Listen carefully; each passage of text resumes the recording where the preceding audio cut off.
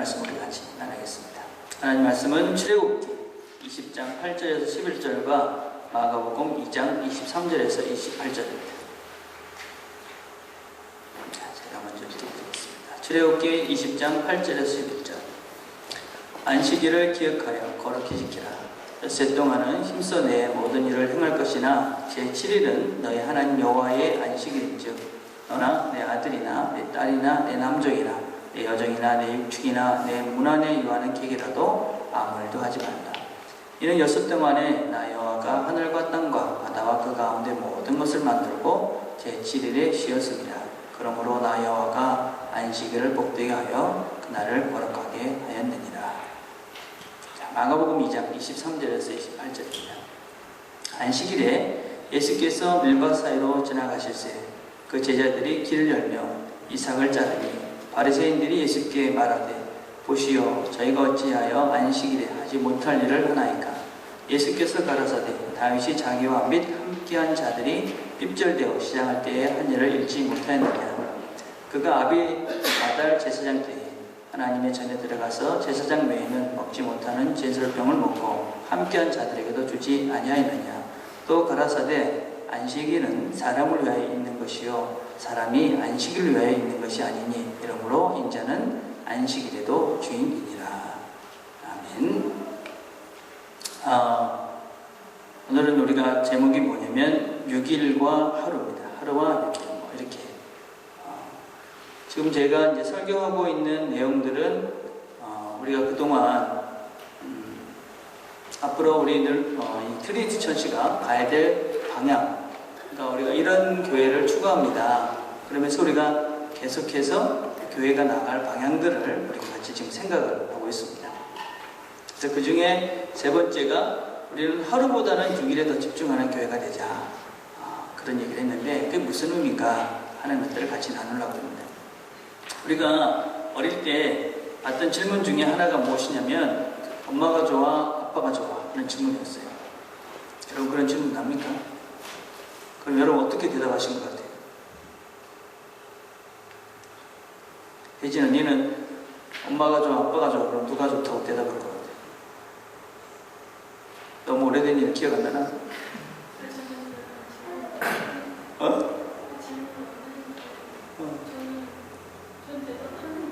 그러니까 뭐라고 대답한 것 같아요? 엄마가 좋아, 아빠가 좋아? 그럼 누가 더 좋다고 그랬던 것 같아요? 엄마가 좋다.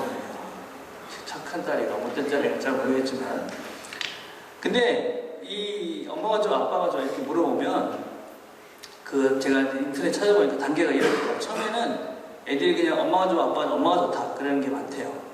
조금 자라고 나면 어떻게 되냐면은 아빠가 선물을 갖고 올 때는 아빠가 좋아. 그러다가 오늘은 뭐 아빠가 별 저녁 그때부터 엄마가 좋아 이렇게 얘기를 한대요. 이제 조금 더 지나가면 애들이 뭐라고 되냐, 둘 다 좋아 이렇게 대답을 해요.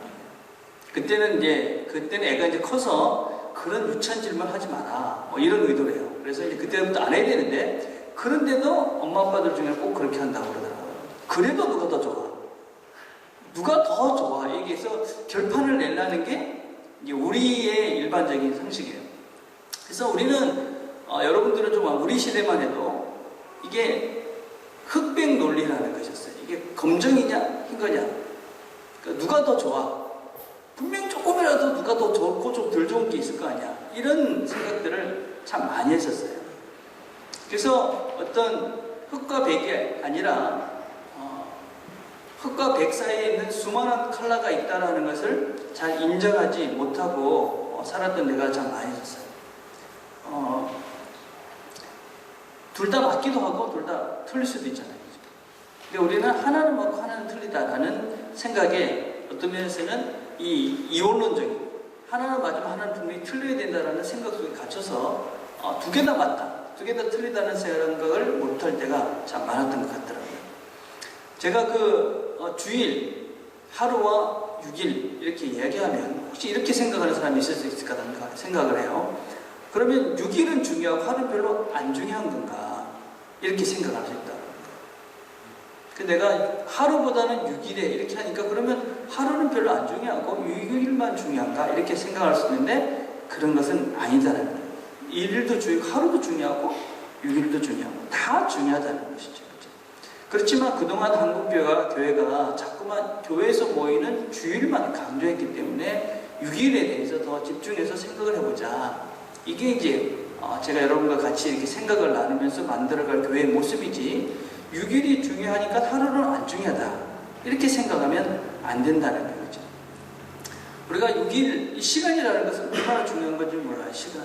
여러분 시간은 사실 생명이에요. 그죠? 그럼 살아가는 이 숨쉬는 이 시간이 끝나면, 우리의 시간이 끝나면 죽는 거잖아요.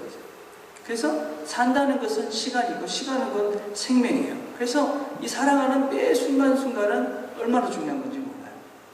근데 하나님께서 이게 다 중요한데 왜 하루와 이 6일을 구별했을까?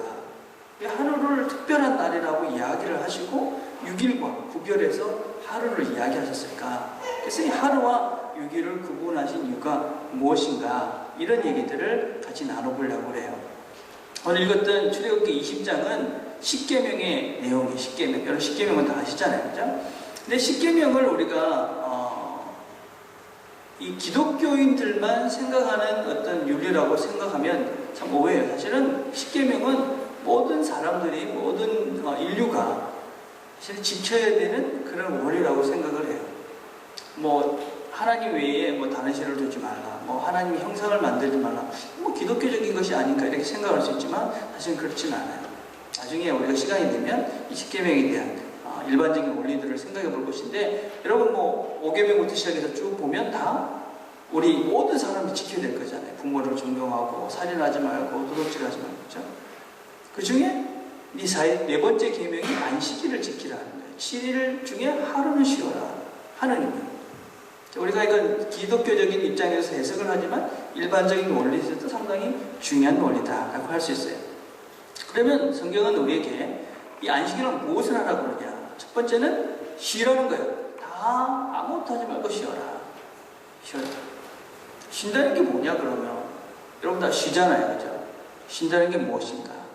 그럼 쉰다고 그러면 집에 그냥 가만히 잠자고 먹고 쉬고 이렇게 해야 되는데, 여러분은 지금 쉬지 않고 와서 예배를 드리잖아요. 왜 멀리서부터 와서 이렇게 예배도 드리고 이렇게 모여야 되는가 하는 거예요. 그래서 이 쉼이라는 것이 무슨 의미인가 하는 것을 정확하게 이해해야지만이 우리가 이 주일날 모이는 의미를 제대로 알 수 있는 것이죠. 쉼이라는 것은 첫째는 무엇보다도 일이 멈추는 거예요. 여러분들이 해왔던 모든 일들을 멈추는 거예요. 이게 이제 쉼의 첫 번째 의미예요. 왜 일을 우리가 멈추는가? 우리가 하나님을 믿는 사람들에게 있어서 내가 사는 것이 내가 일해서 먹고 사는 것이 아니라 하나님이 주시는 것입니다. 내가 일하지만 이 일 때문에 내가 사는 게 아니라 하나님이 나에게 주신 그것 때문에 내가 삽니다. 그래서 내가 일에 매여서 사는 것이 아니라 하나님 주시는 그것으로 삽니다. 그래서 내가 시간에 대한 하나님께 드림의 표시가 무엇이냐면 일을 멈추고 하루를 쉬고 그리고 하나님께 나오는 거예요. 그래서 일을 멈춘다는 것은, 주일날 하루 쉰다는 것은 그냥 노는 것 의미가 아니라 나의 신앙의 고백인 거예요. 내가 일해서 먹고 사는 것이 아니라 내가 일을 안 하지만 하나님께서 나에게 먹여주시고 입혀주시고 내가 살아갈 것들을 공급해 줄 것을 내가 알기 때문에 오늘 내가 일을 멈추고 하나님을 생각합니다. 이게 주일을 지키는 근본적인 정신이에요. 그래서 우리가 신앙생활을 하면 뭐 처음에는 주일을 이렇게 쉬지 못하잖아요. 그죠? 참 쉽지 않은 문제입니다. 여러분. 이거 주일날 이렇게 보면 우리 이제 던예드 시대도 여러 사람들을 만나보면 주일 쉬는 거 만만하지가 않아요. 하루 쉬는 거. 왜냐면 당장 주일날 돈이 되는 케이스들이 많이 있잖아요. 그죠? 그래서 쉽지 않지만 신앙을 생활을 하다 보면 다 자연스럽게 쉬어요. 왜인지 모르지만. 왜냐면 그게 이게 내 힘으로 하는 것이 아니구나 하는 것을 깨닫게 되는 순간 멈출 수도 있는 것이죠. 그래서 일을 멈추는 거예요. 자, 그런데 이런 쉼이라는 것은 또 이렇게 일을 멈추는 고백 이상의 의미를 가지고 있어요. 히브리서 4장 10절에 보면은 뭐라고 얘기하고 있냐면 하나님께서 쉬셨다. 그러고 난 다음에 우리 모든 인생의 인생 여정이 끝나고 나면 우리도 하나님과 함께 쉴 것이다. 이렇게 말씀하고 있어요. 이제 여기서 일을 마쳤다는 것은 여러분이 알다시피 뭐 생각하다시피 우리의 인생 모든 것들이 끝나는 순간을 말해요. 우리가 모두가 다 인생을 마치고 이제 돌아갈 때가 생길 거예요. 그죠? 옆에 이 무덤 있잖아요. 우리 교회 옆에. 지금 무덤 여기 있잖아요. 그죠? 이 무덤은 상당히 의미가 있는 거예요. 사실. 지금 뭐 한국 교회는 그런 데가 없지만 유럽에 있는 대부분의 교회들은 다 입구나 이렇게 들어가는 교회 들어가는 앞이나 옆에 다 무덤이 있어요. 그리고 어떤 교회들은 사실은 그 밑에가 다 무덤이에요. 웨스트민스터 사원이라고 영국의 큰 성당이 있잖아요. 그죠? 거기는 다 무덤이에요, 사실은. 여러분, 세인트 폴, 우리가 예배드렸던 더니들에 있는 교회도 그 뒤에 보면 사실 이런 단지가 있잖아요. 그거 사실 다 그게 해골 단지들이에요. 잘 모르죠, 여러분. 이제 거기 보면 누가 며칠부터 며칠까지 살았다. 그래서 거기다 사실은 그거 다 놓는 거예요. 교회마다 그래서 유럽의 교회들은 뭐 여기는 안 그런데 그죠? 대부분의 교회들은 무덤이에요. 참 재밌죠, 그죠? 결혼도 하고 세례도 하고 뭐 죽어서 묻히기도 하고. 그래서 이제 교회가 그런 의미를 담고 있는데 사실 우리가 이제 죽으면 다 이렇게 무덤에 가는 거예요, 그죠? 근데 우리는 신앙인들에게 있어서 무덤으로 간다, 죽는다 하는 것은 사실은 뭐 무섭기도 하죠. 그렇지만 또 기대가 되는 것이죠. 언제 우리가 쉴 수 있을 것 같아요? 죽으면 쉴 수 있죠. 영원히 쉬는 거예요. 죽으면. 완전히 지금 죽기 전까지는 사실 쉬는 게 힘들어요. 근데 죽으면 쉬어요. 그렇죠? 근데 죽으면 뭐 하느냐? 그럼 쉰다는 게 뭔가? 그럼 아무것도 안 하고 그냥 가만히 있는 건가? 죽으면 뭐 하나? 그럼 죽으면 뭐 하느냐? 그런 그림이 어디냐면 계시록 5장의 그림이에요. 이 그림이 좀 촌스럽긴 한데 보실래요? 한번 넘겨보세요. 뭐 잘 안 넘어가는 거죠. 예. 그 다음 그림을 보면 그렇지, 그 그림을 예, 그러네. 좀 촌스럽죠, 그죠? 예, 그림 잘 없더라고. 그러니까 하나님이 계시고 그 다음에 주변의 천사들과 모든 사람들이 모여서 하나님을 찬양하고 경배하는 이게 이제 마지막 때의 모습이에요. 우리가 영원히 누려야 될 삶의 모습이에요. 여러분 그렇게 생각하면 어때요? 진짜 지겹겠다. 지금도 지겨울 수 있는데 1시간 드리는 예배도 쉽지 않은데 영원히 계속 하나님을 뭐 찬양하고 예배하고 뭐 이런 거 야, 그거 지겨워서 어떻게 사나? 그럴 수 있잖아요. 솔직하게. 나도 그렇게 생각이 들더라고요. 근데 그럼 그런 의미가 뭔가? 그럼 영원히 하나님을 찬양하고 경배하고 예배하는 이런 의미가 도대체 뭔가 하는 거예요. 참 이게 설명이 될는지 모르겠는데 한국에 이제 가면 여러분하고 저희들은 좀 다르잖아요. 그죠? 저희는 한국에 가면 피곤하잖아요. 피곤하면 아침에 일어나서 꼭 가는 데가 있어요. 여러분 어디 갈 것 같아요? 그렇지, 상황. 목욕탕. 이게 진열이 아빠는 비슷한 세대라서 예, 비슷한 데 가는 것 같아요. 그죠? 예. 아침에 일어나면 목욕탕을 닦아요.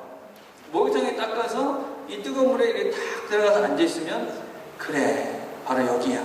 뭐 이런 느낌이 있어요. 목욕을 안 하는 사람은 잘 모를 것 같은데 진짜 편안하게 그래 맞아 여기서 이렇게 내가 잘 쉬우는구만. 이게 어떤 면에서는 우리의 몸이 이제 고향에 온 거잖아요. 우리 한국 땅, 내 땅에 와서 이렇게 쉬는 그런 편안함이나 안식 이런 것들이 있어요. 그냥 뭐 말로 표현할 수 없지만 뭔가 그냥 편안하고 그냥 모든 긴장이 풀려지고 그냥 이렇게 물론 뭐 길진 않지만 그 순간적인 그런 아주 안락함들이 이렇게 느껴지는 그런 순간을 느낄 때가 있어요. 그죠? 그래서 이 예배라는 것은 무엇이냐, 결국 우리가 하나님을 영원히 예배한다는 것은 우리가 우리 그런 고향집에 갔을 때 누릴 수 있는 영원한 쉼, 편안함, 안전함 이런 것들을 누리는 그것이 하나님을 영원히 예배하는 것을 의미해요. 그래서 우리가 여기서 예배를 드리는, 주일 예배를 드리는 것은 사실은 그런 영원한 그 나라에서 누릴 그 쉼, 안전함, 편안함을 기대하고 또 소망하고 그런 것들을 우리가 앞으로 이렇게 우리가 하나님과 함께 할 거야. 이런 소망함 때문에 드리는 것이 예배예요. 그래서 예배라는 것은 그냥 여기서 우리가 찬양하고 이런 것도 있지만 이 자체 내에서 그래 하나님이 우리 가운데 함께 하심으로 줄 수 있는 그런 편안함이나 또 안전함이나 또 안락함들을 우리가 누려야지만이 그렇죠? 그래야지 이게 진정한 예배가 되는 거예요. 그래서 만약에 우리가 예배를 이렇게 드리는데 진짜 이거 언제 끝나나 맨날 이런 마음이 된다면 천국 별로 안 가고 싶을 거 아니에요. 그죠?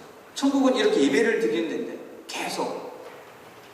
그래서 이 예배가 사실 우리가 예배를 드릴 때마다 아 그렇구나 이 마음 하나님이 함께 하심으로 주는 그런 평안함과 안락함들을 경험해야지만이 영원한 나라에 대한 소망이 분명해지는 거예요. 그런 것이 없으면 사실은 뭐 천국 별로 안 가고 싶은 거예요.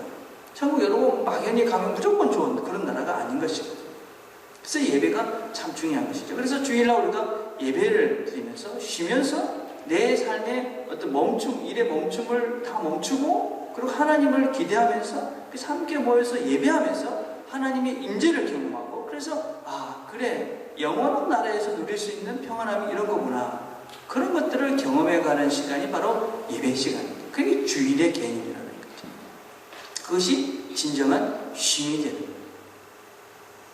그렇지 않고 그냥 뭐 집에서 빈둥빈둥 거린다고 진정한 쉼이 될 수는 없는 것이죠. 우리가 영적인 존재이기 때문에 그래요. 자, 두 번째 안식일은 뭐 하는 것이냐? 기억하는 거예요. 기억하는 거예요. 하나님께서 6일 동안 세상을 만드시고 제7일 쉬었어요. 여러분 쉬었다는 이 개념이 아무것도 하지 않았다. 뭐 그런 개념이 아닌 것이죠. 여러분 아무것도 하지 않아 하나님은 그럴 수가 없잖아요. 이 쉬었다는 것은 이 모든 것들이 완전해졌다라는 의미예요. 하나님이 6일 동안 세상을 만들고 더 이상 뭐 건드릴 필요가 없는 거예요. 모든 것이 완전해졌다. 완벽한 세상이 되었다. 그래서 하나님께서 이 날을 특별한 날이다 라고 의미를 하신 거죠. 자, 그럼 하나님께서 이 세상에 만든 모든 것들이 완벽하게 만드셨다라는 의미 속에는 그 만듦의 존재, 그러니까 피조물들 중에는 우리도 소속이 되고 우리도 포함이 되고 하나님이 세상을 만드셨잖아요. 그렇죠? 이 모든 것들을 만드셨는데 그 만드신 이 세상 그 속에 나도 있는 거다. 나도 하나님이 만드신 피조물이다 라는 거예요. 이 내가 하나님이 만드신 존재다라는 것을 깨달으면 그러니까 두 가지 속에서 해방이 될 수 있어요. 하나님이 나를 만드셨다. 첫째는 내가 교만해지지 않으셨어. 교만해지지 않아. 나는 누구냐? 나는 하나님이 만드신 피조물이다. 나는 창조주가 아니고 내가 신이 아니고 슈퍼맨이 아니고 나는 한 사람이다 라는 것을 인식하게 되면 교만해지지 않아요.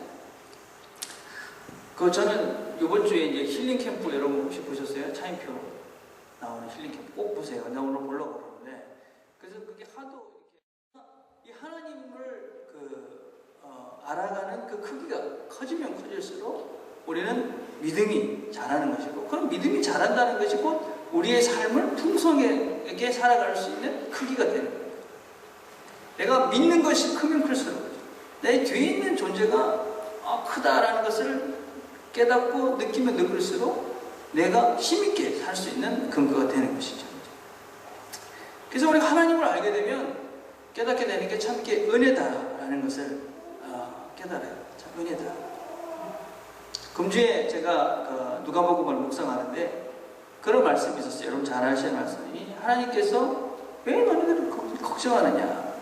들풀을 봐라. 까마귀를 봐라. 들꽃을 봐라. 그들이 아무것도 하지 않지만 다 잘 먹고 살지 않느냐? 우리 집에 이렇게 집에 이렇게 들어가다 보면 지금 우리가 좀 촌에 살잖아요. 이렇게 들어가면 그 새들이 맨날 왔다 갔다 해요. 얼마나 많은 새들이 거기서 날아다니는지 몰라요. 그러니까 아무도 안 먹이잖아. 근데 걔들은 얼마나 살이 쪘는지 통통해. 그리고 토끼들이 뛰다녀요. 토끼들이 진짜 뚱뚱해. 우리 집 앞에 와가지고 맨날 이렇게 노는데 토끼들이 진짜 뛰어요. 둥실둥실 이렇게 살이 쪄가지고 얼마나 쪘는지 몰라. 그럼 누가 아무도 안 먹이잖아. 지가 그냥 혼자서 알아서 먹고 사는데도 둥실둥실 잘 살아요. 그런 거 보면 그런데 하나님이 그런 존재들도 그렇게 잘 먹이고 잘 사는데 우리 왜 그렇게 걱정하면서 사는지 모르겠어요. 우리가 살아가면서 사실은 다 힘든 순간들이 있고 어려운 순간들이 있고 그런 고비들이 다 있었다고 생각을 해요. 아무나 그런 시간이 없는 사람은 없죠. 그럴 때마다 우리가 기억해야 될 것은 하나님이 그래도 여기까지 오게 하셨기 때문에 또 다른 걸음을 걷게 하실 것이다. 이런 믿음이 우리의 믿음이다 라고 할 수 있는 것이죠.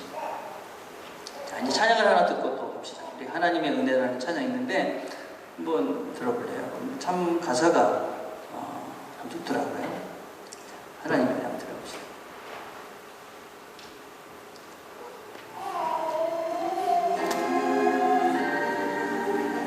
나를 지으시니가 하나님, 나를 부르시니가 하나님, 나를 보내시니도 하나님, 나의 나 된 것은 다 하나님 은혜라. 나의 달려갈 길 다 나도 나의 마지막 호흡 따라도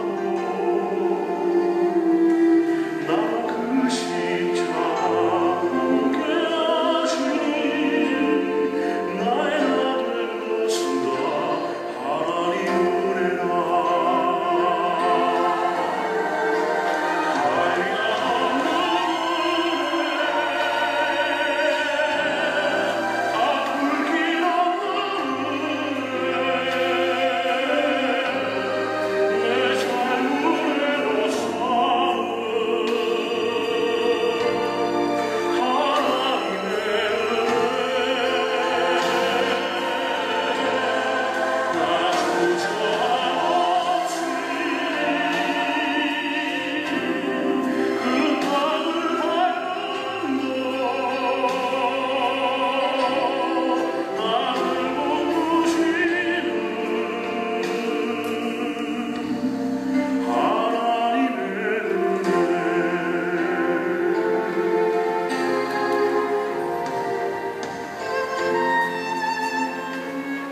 예, 하나님의 은혜.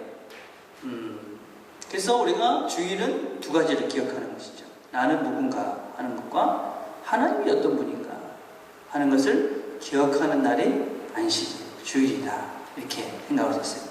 근데 이 안식일이 오염이 됐어요. 안식일이 오염이 돼가지고 신약에 보면 유대인들이 이 안식일을 잘 지키기 위해서 만들어 놓은 많은 규칙과 율법이 있었어요. 근데 그걸 지키지 않으면 사람들을 비난하고 정죄하기 시작했습니다. 그러니까 유대인들이 안식일을 하나님께서 주신 율법을 잘 지키자 그래가지고 규칙을 막 만들었어요. 그래서 그 안식일을 해야 되는 것과 하지 않아야 될 것 구분을 했어요. 그래서 해야 될 것들은 어떤 것이냐면 걸어서 뭐 500m 이내는 걸어 다닐 수 있다. 무게는 몇백 그램 이상은 들을 수 있다. 뭐 옷을 꼬맬 때도 몇 번 이상은 꼬맬 수 있지 몇 번 이상 꼬매면 안 된다. 뭐 이런 아주 디테일하게 모든 것들을 다 정해가지고 그거를 지키지 않으면 안식일을 범한 거예요. 죄를 지는 것이에요. 그래서 오늘 성경에 보면 예수님의 제자들이 지나가다가 밀밭 사이를 지나가다가 안식일에 지나가다가 밀이 있으니까 배고프니까 예수님 제자도 배고팠던 것 같아요. 불쌍하게 살았어요. 맨날 그 예수님 쫓아다니는데 뭐 먹을 게 있겠어요, 그죠? 그럼 밀밭을 지나가다가 못 뺐으니까 그걸 비벼가지고 먹었어요. 그럼 우리 같으면 아유 배가 고파서 참 안 된다 이렇게 생각이 되는데 유대인들이 보고 뭐라고 얘기냐면 저 사람들은 안식일을 어겼어. 율법을 지키지 못한 사람이야. 이러면서 비난을 한다는 거죠. 그래서 어떤 이 안식일이라는 제도가 우리 사람들을 위해서 있는 것이 아니라 사람들을 정죄하고 비난하는 그런 근거로 안식일이 변질이 되어져 버린 거예요. 우리 어릴 때만 해도 한국에도 그랬어요. 지금은 좀 많이 괜찮은데 우리 어릴 때만 해도 주일날 뭐 음식을 사 먹는다든지 이런 일들은 전혀 생각을 할 수가 없었어요. 그래서 토요일날 다 모든 것들을 했어만 했고 뭐 주일날 만약에 뭐 심지어는 뭐 버스를 타고 간다 그러면은 나는 안 내고 이제 교회 안 다니는 친구가 대신 내주고 뭐 이렇게 타고 뭐 이럴 정도. 주일날 뭘 이렇게 돈을 쓰는 것은 있을 수가 없는 일이야. 만약에 혹시 어떤 분들이 교회 다니는 분이 주일날 어디 가다가 뭐 교통사고를 당했다 그러면 그래 주일날 어겨가지고 벌 받은 거야. 뭐 당연히 그렇게 생각을 했어요. 그래서 이렇게 어떤 주일이라는 것이 사람들을 이렇게 살리는 것이 아니라 사람들을 정죄하고 비난하는 것을 그렇게 변질이 된 적이 있었어요. 그걸 보고 비난하는 것들을 보고 예수님께서 다시 이야기를 해요. 뭐라고 얘기를 하십니까? 안식일은 사람을 위해서 있는 것이다. 그리고 안식일의 주인은 하나님이다. 인자다. 그렇게 이야기해요. 그래서 안식일은 주일은 여러분의 쉼, 영혼의 쉼, 그 그걸 위해서 있는 것이에요. 그렇죠? 그리고 이 모든 것들을 창조하신 그분이 시간의 주인이 되기도 하신다라는 이야기를 지금 다시 한번 강조하고 있는 겁니다. 그래서 이 땅의 삶, 이것들은 다 우리 것이 아니에요. 시간도 하나님 거예요. 그래서 우리가 부르면은 우리는 그냥 가야 되는 존재가 우리라는 거예요. 그래서 그걸 인식하며 사는 거예요. 그렇지만 가서 영원히 누릴 그 영원한 쉼을 기대하면서 함께 모이는 것이 예배다 하는 것을 기억했으면 좋겠어요. 자, 이게 하루에 대한 이야기라면 이제 6일 동안 어떻게 해야 되느냐 하는 것이 6일 동안. 계시록 우리 봤던 출애굽기에 동일하게 이야기를 해요. 그죠? 뭐라고 이야기하냐면 6일 동안은 열심히 힘써 일해라. 그렇게 말씀하고 있어요. 열심히 일해라. 여러분, 힘써 일해라. 듣기 좋아요? 안 듣기 좋습니까? 어떻습니까? 여러분?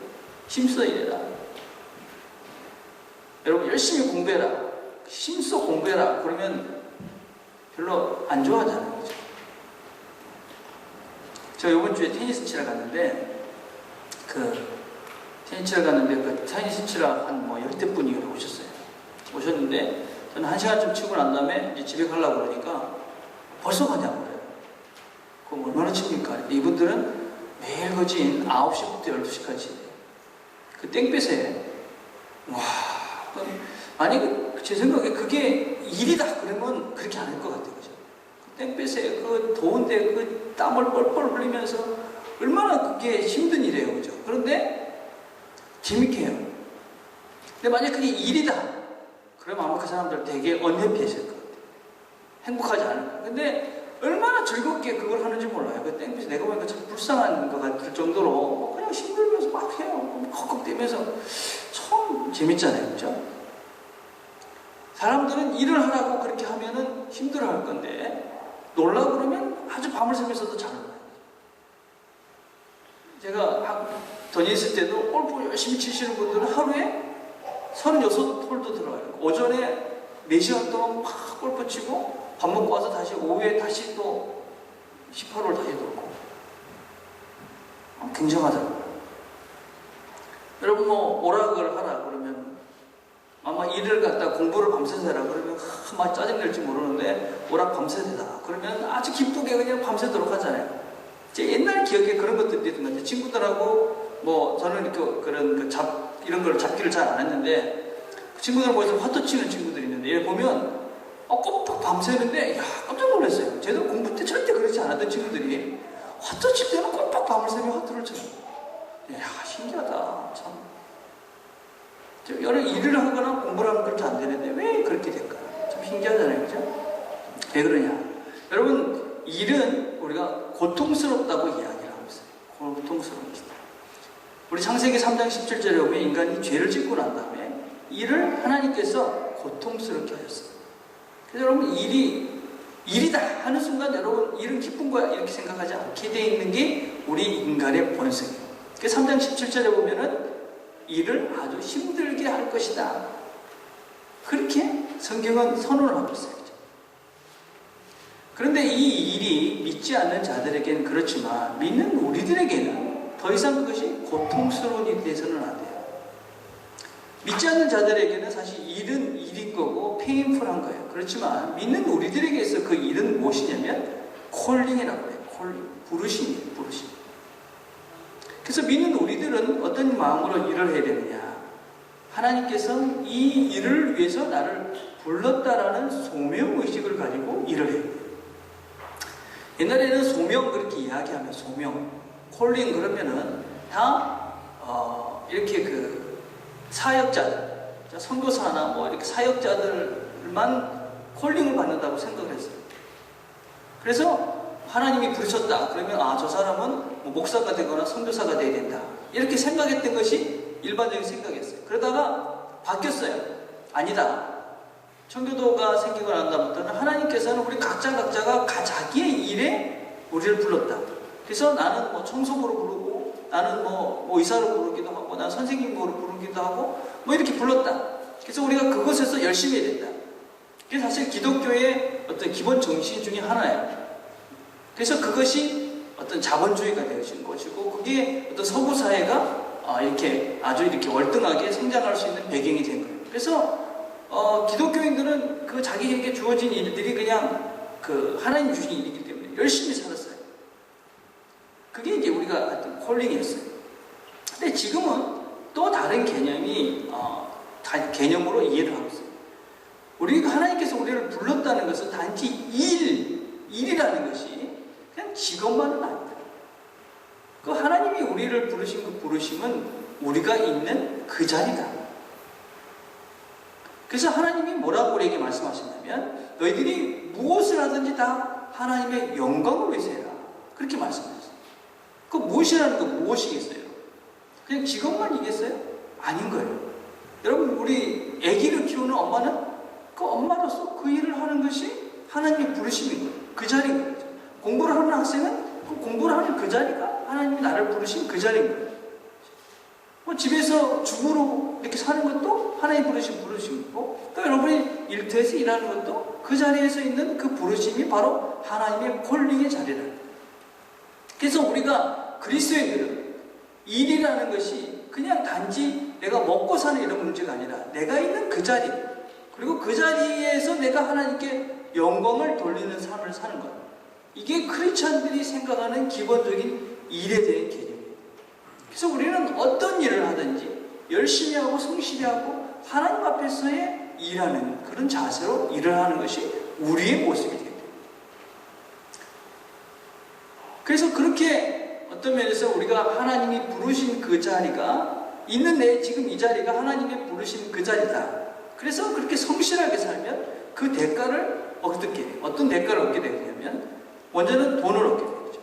그 다음에 두 번째는 자아실현, 세 번째는 사회적 기여, 네 번째는 하나님의 영광이라는 결과를 얻게 돼요.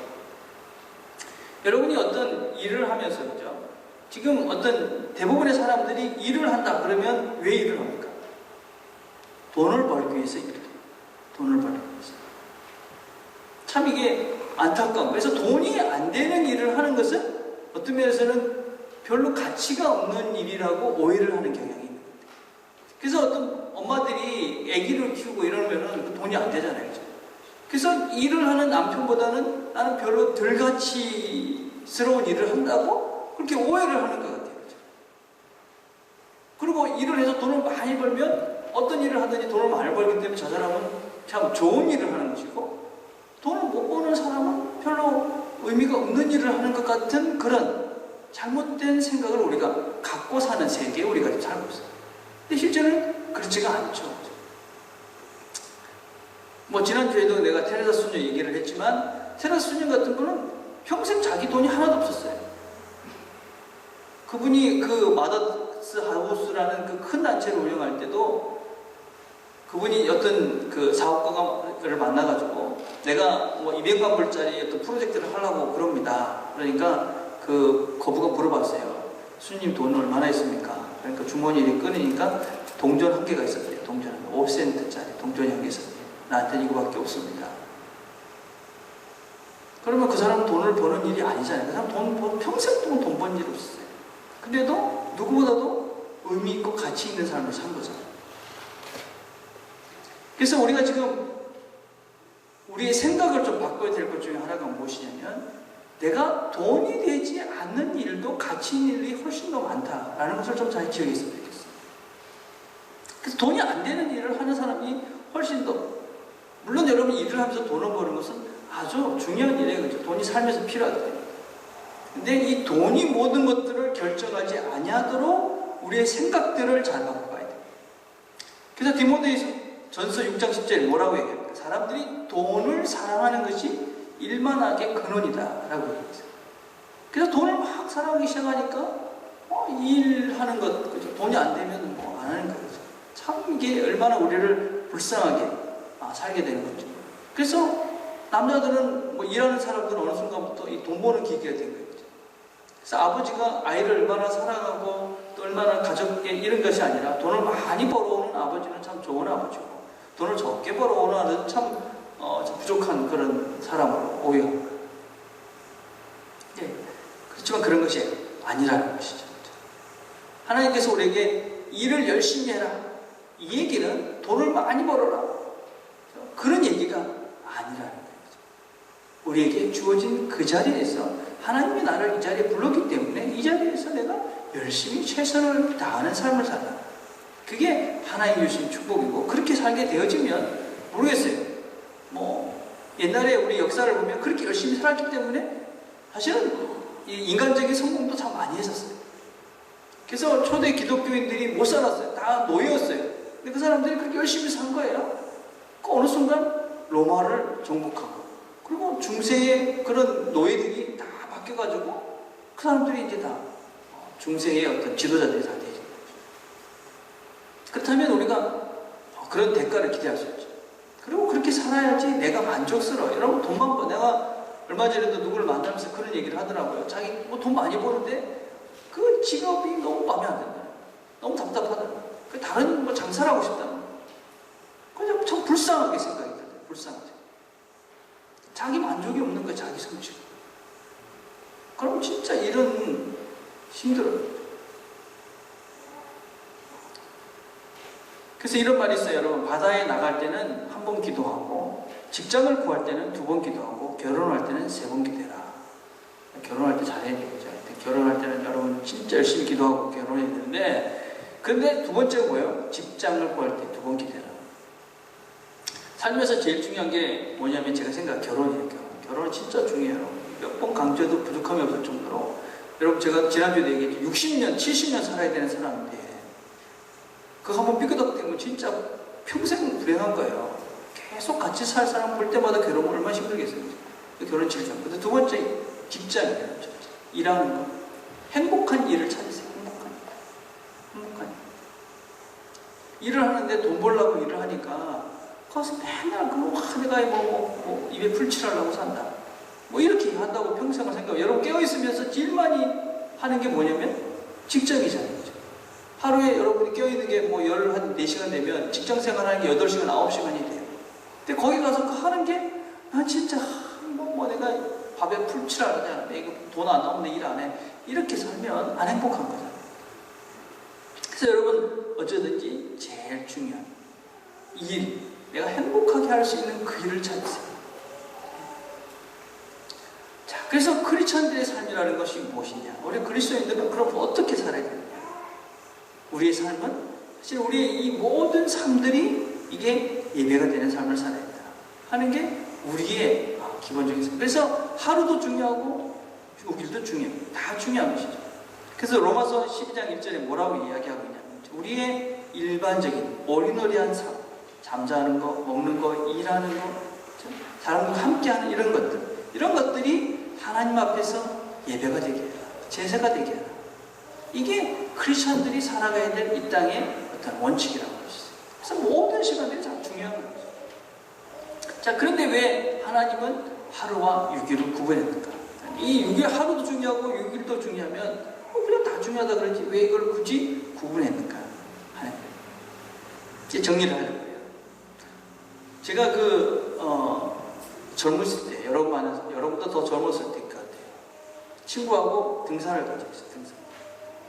그때만 해도, 지금은 뭐 등산로가 잘 되지만 옛날에는 그렇지 않았어요.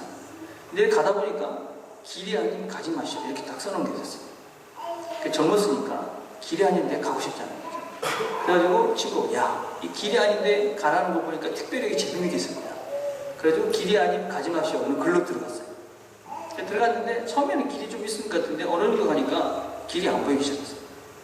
근데 이렇게 내려가다가 그래도 좀 있을 거 하고 제법 내려간 것 같아요. 한참 내려가는데 그다음부터 보니까 길이 진짜 완전히 있는 거예요. 근데 이렇게 디디니까 낙엽들이 그 가을에 갔는데 이 허벅지까지 푹 빠질 정도로 이제 위험한 지역에 온 거예요. 그때부터 이제 겁을 먹었죠. 어떻게 되나. 그 겁을 먹고 이제 가야 되겠다. 돌아갈 길을 못 찾겠어. 그러니까 제법 먹고 들어오죠. 근데 또 보니까 날씨가 이제 그 산이니까 일찍 해가 지잖아요. 이제 조금 어두워지려고 막 폼을 잡더라고요. 진짜 겁먹었어요. 지리산이 지금은 뭐 사람들 많이 다녔는데 옛날만 해도 진짜 우거졌었어요. 그래가지고 큰일 났다. 여기 잘못하면 거짓 가을이니까 얼마나 추워요. 여러분. 그 산에 얼어 죽는 거잖아. 그래서 막 겁먹고 이제 어떡하지 하고 소리 지르면서 사람 살려요 그러면서 막 이렇게 걷는데 딱 보이는데 보니까 빨간 미군 같은 게 달려있는 거야. 보니까 그게 이제 그런 우리 같은 사람들을 위해서 이제 방황하는 사람들을 위해서 이제 표시를 해놓은 거예요. 이를 따라가라. 누구 잘못했다가 죽을 수 있으니까. 그럼 빨간 리본이 없어요. 야 빨간 리본이니까 가보자. 가니까 이제 그 길이 나가는 길이. 한참 가다 보니까 이게 맞나 본데 또 빨간 리본이 있고 또 한참 가다 보면 빨간 리본이 있고 결국 그래 살았어요. 근데 아직까지 살아있는데 진짜 그때 진짜 무서웠었어요. 우리가 인생을 살아가면서 사실은 그죠? 우리가 한 번도 안 가본 길을 다 가는 거예요, 여러분들. 다 누구 두 번째 사는 거 아니잖아요. 다 한 번밖에 안 가는 길을 가는데 어떤 길이 바른 길인가? 아무도 제대로 알지 못하고 가요. 우리 인생에 있어서 정말 가야 될 그 방향이 어딘가? 바른 길이 어딘가? 내가 헤맬 때 그 가야 될 방향을 보여주는 빨간 리본과 같은 그런 시간이 무슨 시간이냐? 그게 바로 우리가 드리는 주의. 이를 멈추고 우리가 가야 될 그곳이 어디인가? 우리가 가고 있는 것이 어디인가? 그래서 그거를 보고 한 걸음 한 걸음 하루하루 살아갈 수 있도록 우리의 삶의 나침반이 돼서 가게 하는 것. 그게 주의인 것이죠. 그래서 여러분들은 일주일 열심히 살고 와서 이 길이 지금 똑바로 가고 있는가 확인하는 거예요. 그리고 다시 또 6일 열심히 살고 와서 다시 확인하고. 그래서 우리가 영원히 쉬게 될 그 장소에 이를 때까지 그렇게 한 걸음씩 걸어가는 거. 그게 바로 우리 신앙생활이고, 그래서 하나님은 6일을 하고 하루를 쉬게 하셨어요. 이렇게 하루와 6일을 구분해 놓으신 것이죠. 그래서 여러분 이 길을 꾸준히 잘 가시길 바라요. 여러분 그냥 하루 예배 드리는 것이 아니다 라는 것을 기억했으면 좋겠어요. 그리고 어떤 면에서는 한 번 건너뛰면 14일이잖아요. 여러분 우리 가는데 끈이 안 보이고 그냥 가는 거예요. 맞겠지? 얼마나 불안한지 몰라요. 확인해. 내가 지금 똑바로 가고 바로 가고. 그래서 하나님은 우리에게 하루를 주시고 6일을 주셨다 하는 걸 기억하시고, 우리가 정말 이 모임, 예배, 영원한 소망 기억하시면서 하나님 인도합니다. 우리가 바로 살아가는 저와 여러분이 됐으면 좋겠습니다. 기도하겠습니다.